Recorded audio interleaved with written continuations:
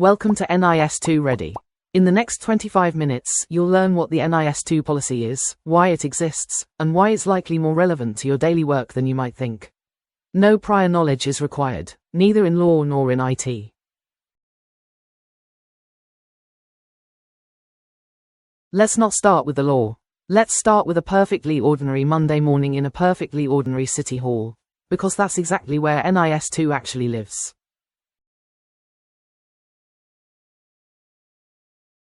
An IT administrator notices a surge in failed login attempts to the citizen portal, which accumulated overnight. Nothing has broken yet, not yet. But pay attention to what happens next, because this is the crucial point. No one in the building can answer 3 simple questions immediately. 3 tense hours later, all clear. The cause was a misconfigured surveillance bot, no attacker, no data exposed, no citizen affected. Everyone gets back to work. But the real story isn't the false alarm. It's the fact that an ordinary Monday revealed a gap. No one had a clear answer ready, and if it had been genuine, those 3 missing hours could have been crucial.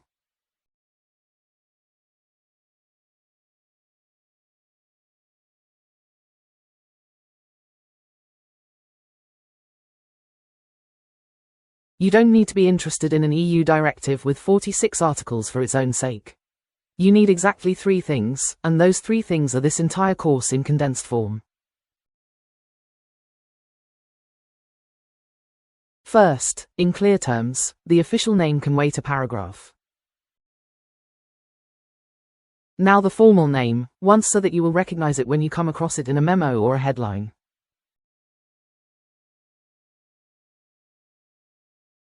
NIS2 did not emerge from nothing. 3 developments made a common European regulatory framework unavoidable.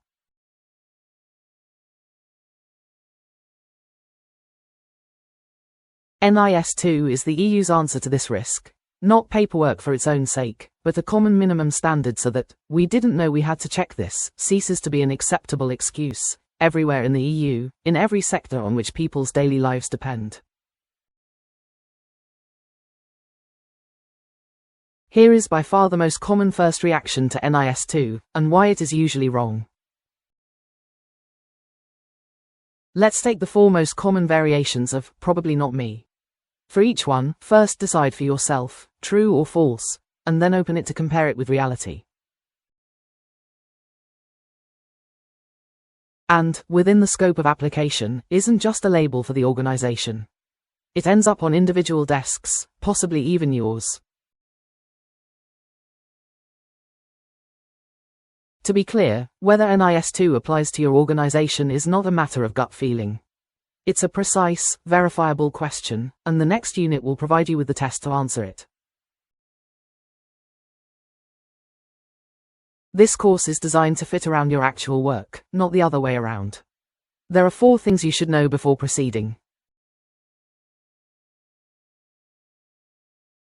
Each unit follows the same 5 steps. First a real-life scenario, then an example, then the underlying explanation, then a short task or checklist, and finally a quick self-check.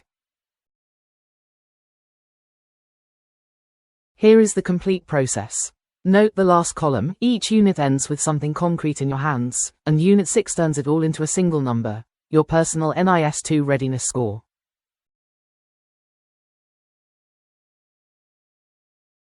One more introduction before we begin. I'm Mika Reinhardt. I've spent the last decade helping public administrations and operators of critical infrastructure across Europe understand exactly this kind of directive. I'm not a lawyer or a hacker. I sit at the intersection of IT, law, and management, and my job is to make dense regulations understandable for people who have a full-time job that doesn't involve reading EU directives. Quote.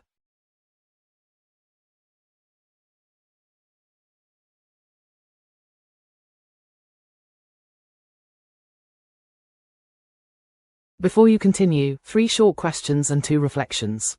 None of this will be graded. It's a private self-assessment, just for you.